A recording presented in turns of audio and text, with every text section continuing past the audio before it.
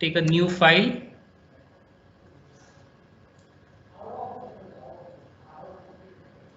And we'll start with our title that write a program to demonstrate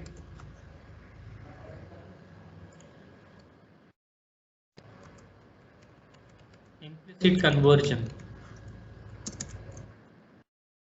Which include stdio.h, including the header files for standard input output.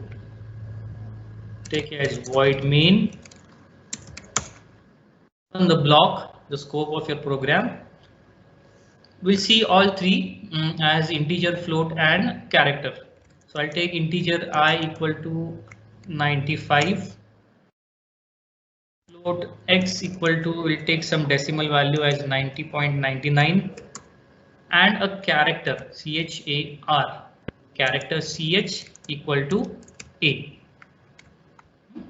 in single quotes. Do not forget to mention these because this will be representing the character ch as its character data type, right? Normally you can write here without quotes, but for character you need it. Now what we'll do, we'll take that logic which we have seen here in the these three conversions, right? We'll check these first for implicit and then we'll go for explicit. Okay, so assigning the value of integer to float and then printing it. Printf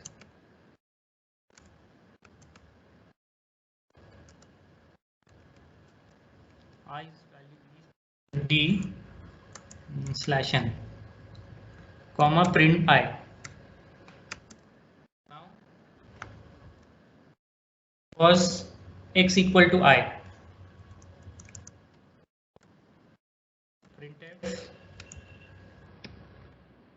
x value is %f, now it is float, /n to next line, comma x variable to be printed. A third was I equal to ch. I equal to ch, that is the character we have mentioned over there as a. Print the value. I value is, you're having it in %d because I need to convert that into integer. Okay, we are going from smaller data type to higher data type, so there's no loss of precision, so I do not have to explicitly mention anything here, right? Just %d/n, comma I. Okay, I'll save this program.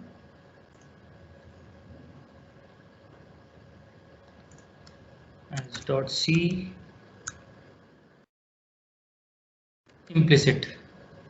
implicit.c. Okay, now let's execute and see what the output comes.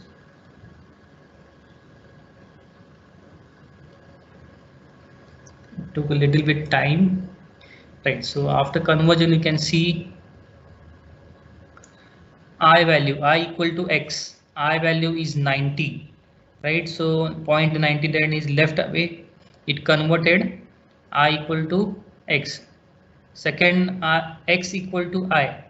So the value was currently x is defined as now 90, right? So x, if I'm mentioning it to I, this 90 value will be allocated to I, that will be represented in terms of float, right? So 6 digits, up to 6 digits.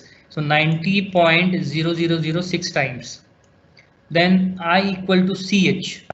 Now ch value is capital A here, right? So it is a type of character, and a character has to be represented in terms of integer I. So what it does, internally the compiler automatically handles this and converts capital A into its ASCII value as 65. Okay. Now I see another program for explicit type conversion, right? Explicit will have you can say we'll see both before conversion and after conversion. So we'll take two data types from integer to float, and we'll see a division, an average of three integers, and try to see the output before conversion and after conversion. So I'll write the problem statement first. Write a program to demonstrate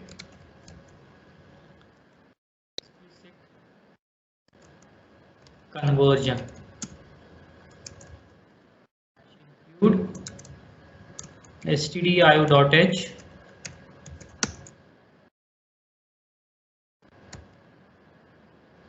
I'll take main. We'll take some integer variables. We'll have an average of three different numbers. So a equal to 10, b equal to 22, c equal to 30. See, I might have taken here as 20 also, but that will not give you an exact average, because in both conversions you will be having average as 20. So to show some loss of precision, I'll take as 22, right? So the average will be in between these three numbers. That will obviously in floating point, right? So we'll see the average in integer as well as in floating point. Okay, now we'll take one more as average, right? So now average is stored in float, and the numbers which we are going to take an average of are stored in terms of data type integer. Now we'll print it. We'll write the formula first of taking the average: a plus b plus c. Okay, divided by 3. So this will be the business logic of average. Let's print the average.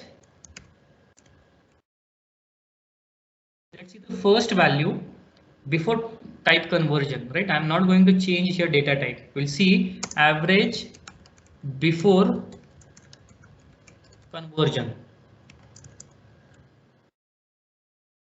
%f. Why f? Because I'm trying to print average with integer variables, but average is defined as float, so I need to take as %f /n and print average. Now this is my first part to understand how explicit and implicit can look alike when converting and when not converting it. So I'll take the formula again to see after type conversion. So average equal to, I'll take the same formula, a plus b plus c divided by 3. Now what I need to do here, I need to change these integers into float. So I'll write here as the data type which I want to convert. Now I have to mention this as a developer or a programmer. Explicitly, I need to tell to the compiler that I'm going to change the data type of these three variables when processed. Right now, this line will print you the processed part of this conversion from integer to float. Okay, let's print it so that we can compare the average of before conversion and after conversion.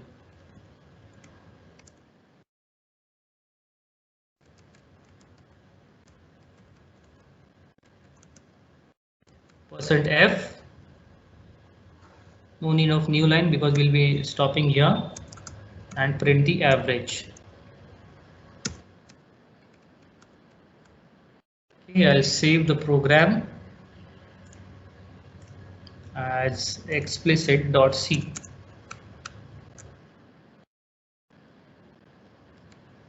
explicit.c. Okay, now we'll execute it and let's see what the output we get. See here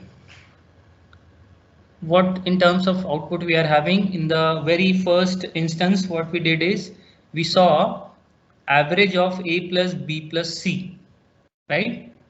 It must give 20 point something beyond the decimal points.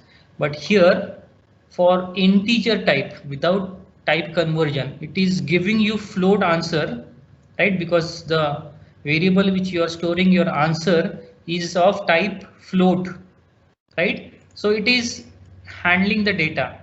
But while processing a plus b plus 3 divided by 3, the answer is getting you as an integer. Now afterwards, to print average, it checks its data type and then converts it into float. But till then, within the processing of your average, you have lost the precision, right?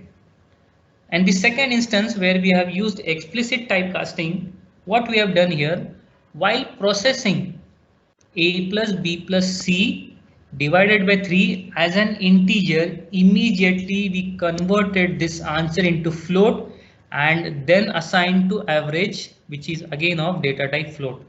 So writing this command, this line of code explicitly tells you that this is a type of explicit conversion, right? And you can see here, you can compare these answers. 0.66 is the difference between these two answers, right? You might think that this is a very minor part, but if you're going to imply an application for a shopping mall where you'll be having some point of percentage, or you want to round up your bill, so in that terms, you need to follow this, because 0.66 and into lakhs and crores of customers, you'll be having a very big loss, right? Not from only one store, but from multiple stores from multiple countries. So this could be taken into consideration. This loss could be a very big, if you think of.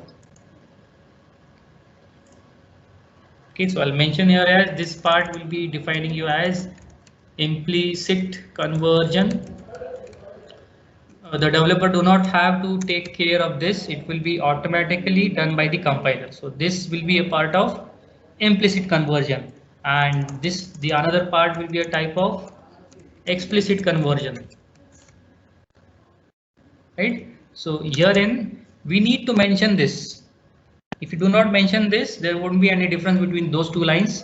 Both will be as implicit conversions. Okay, take a snapshot of this program.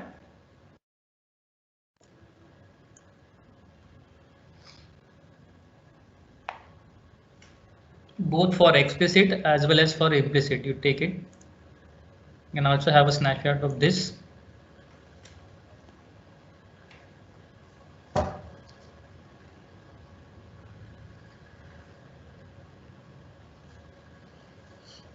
Okay.